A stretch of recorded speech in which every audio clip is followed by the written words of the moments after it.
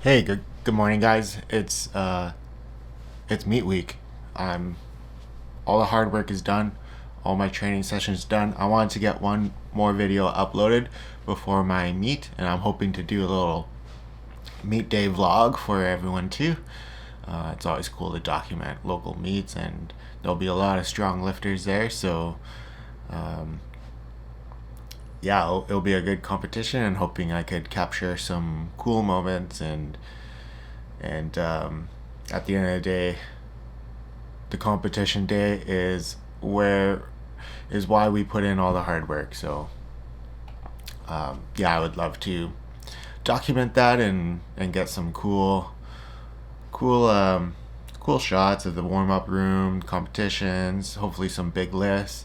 I know in my session, I'm in the 83 kg class, and in the same session, I'm in flight A. Flight B is the super heavyweights. So I'll be finished my deadlifts, and then I'll get to watch all the super heavies and like the 93s and 105s and the 120 pluses hit their deadlifts, which will be a lot of fun.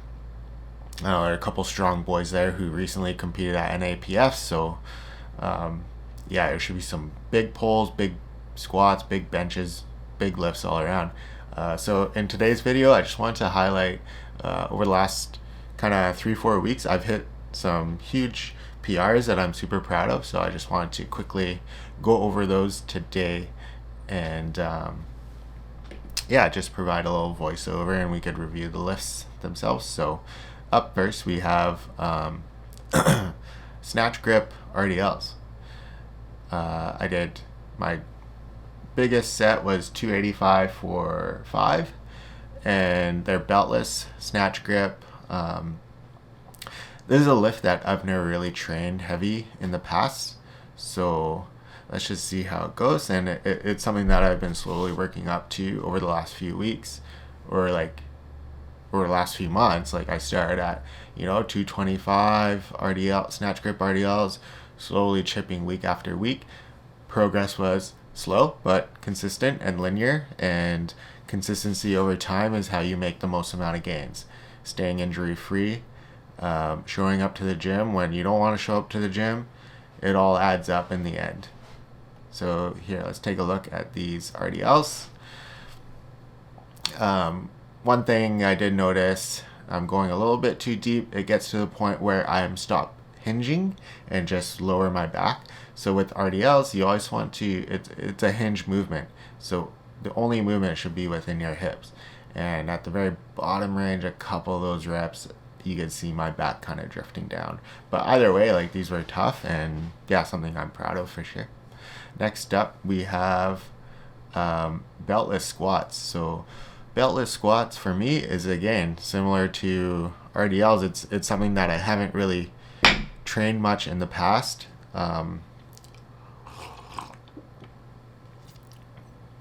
6:30 in the morning here. Sorry, I need my coffee. Just trying to get this done before work. But yeah, beltless squats for me is, again, something that anything over 225, I would always throw a belt on. And it's something that I had no confidence in when we started having these in my program 3-4 months ago. And it's something that have been really enjoying in recent training sessions. It's a different way to push myself without total load on the bar. I play hockey 1 to 2 times a week. I'm a goalie, so it's really hard on my hips, and working with Taylor at Calgary Barbell, we pulled a lot of volume out of my program this whole prep and over the last few months, due to the other stress I have outside of the gym.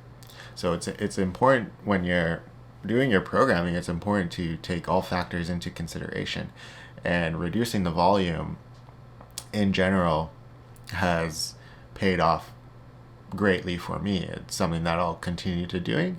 If I stop playing hockey, then maybe I could add in some more volume, but the bulk of my program is focused around one top set of comp lifts, followed by 2 to 3 back down sets, depending where we are in the block or prep or anything like that. So it's not a ton of volume, um, but yeah, over time it's, it keeps my joints feeling good, and I'm able to show up, hit the numbers that I'm expecting to time after time.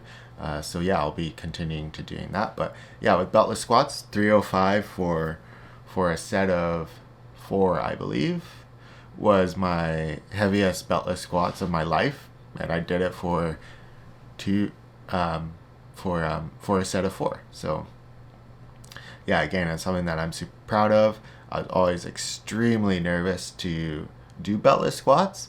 I've had to learn how to brace beltless compared to belted. There's a slight difference there. So it's just I've gotten more comfortable with the beltless squat movement. And I keep telling Taylor, like, yeah, I'm really enjoying this movement. I'm happy to keep it in. And we've been just progressing it over time. So here are the beltless squat set. Depth is on point. Definitely able to sink it a little easier beltless compared to belted. But yeah, so these move super solid, and definitely room in the tank. I think I could definitely hit 3 plates for a set of 4 quite easily. I'm sure of it. But again, I don't try to push myself when it's not needed. Staying in the pocket, not overextending myself, not overshooting my RPE is important, and it's the reason why I've gone months without injury. I'm able to show up, take what's there on the day. Some days are not as good as other days. For example, after my 405 squat, I had a rest day, and then I had my deadlift day. I was planning on hitting like a 455 for an easy RPE 7 single, but on the day I would have failed it, and I just cut it at 425, and honestly, that was an overshoot itself. I should have cut it at 405, and that was just due to fatigue from my squat session, my squat PR. So yeah, that's a prime example of on how sometimes you just gotta check the ego at the door. You're not going to be your strongest on every single day. So my next accessory lift that I was proud of is a little cheeky 225 close grip Larson press. So again, Larson press is something I've never really done. But yeah, I'm just proud of this lift. Two bench or 2 plate bench. Not only was it a bench, but it's close grip. And it was a Larson press, so no leg drive or anything, and these just flew. So we'll take a watch here. Yeah, one thing, my bench has been my most consistent lift all prep for the last few months for sure.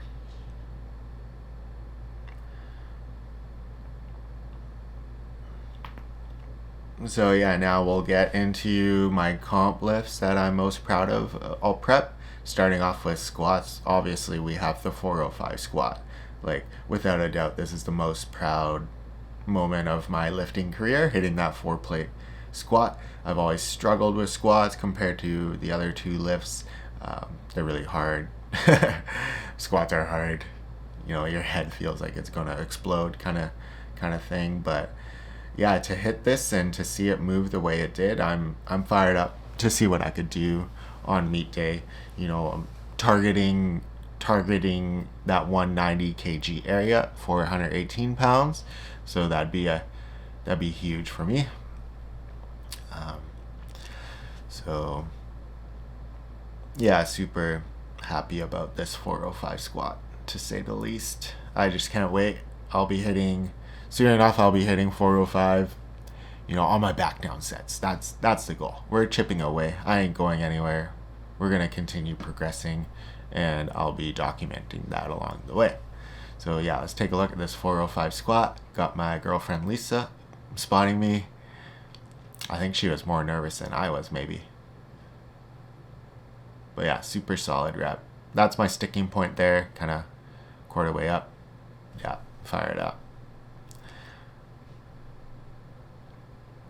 Next we have the comp bench. So yeah, I was just saying how consistent my bench has been feeling all prep, and yeah, it just seems like no matter how I slept the night before, how stressful life got in the way, my bench was kind of always there. It always showed up on the day.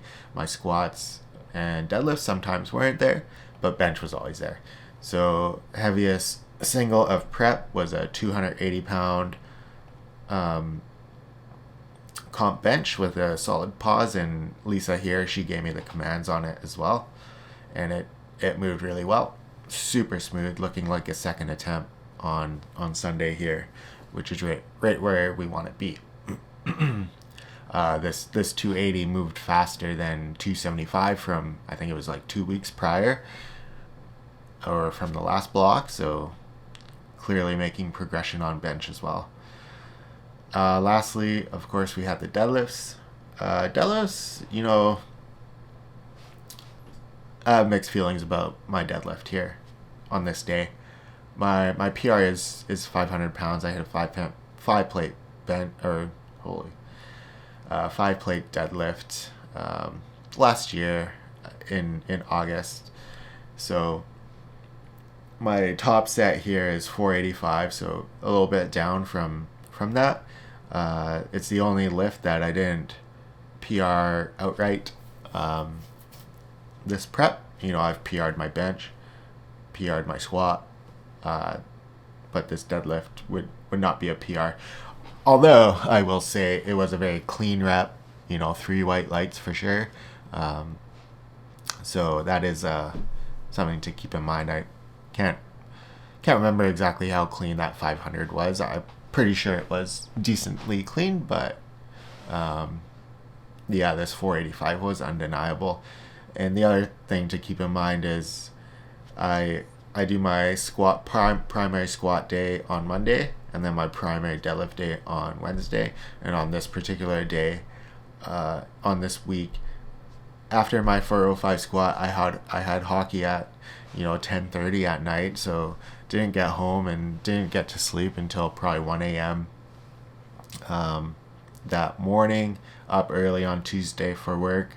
So I was fatigued, tired, and definitely did not have the juice to sort of push up into that 500 range. But we'll watch the deadlift here. It did move pretty well still, considering my fatigue.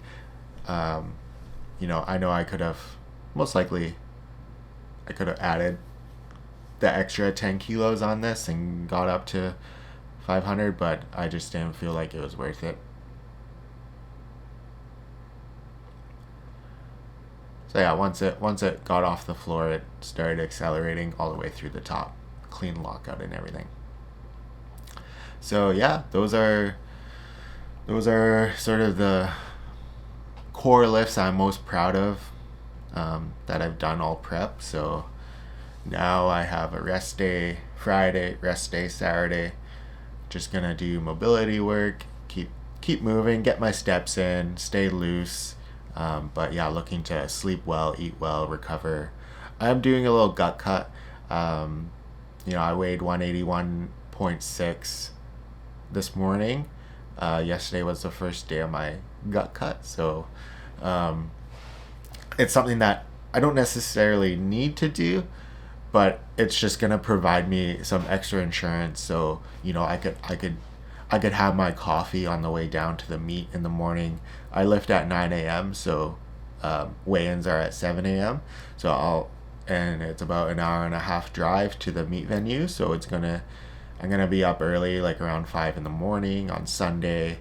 So it'll be nice to have my coffee as I drive down to the meet and not worry about my weight, not having to stress about that. So I'm just doing a little gut cut. I'm not cutting calories or anything like that. I'm just changing the foods I eat to reduce the volume of mass in my digestive system. So over the next, today and tomorrow, clear out, drop a couple more pounds just from reducing the gut content. That's what it's all about. So no water manipulation, no sodium manipulation. It's just purely changing the foods I eat to reduce the amount of weight of food in my body. So yeah, I'll see you guys Sunday morning. Meet day vlog. Let's go. 2 days out.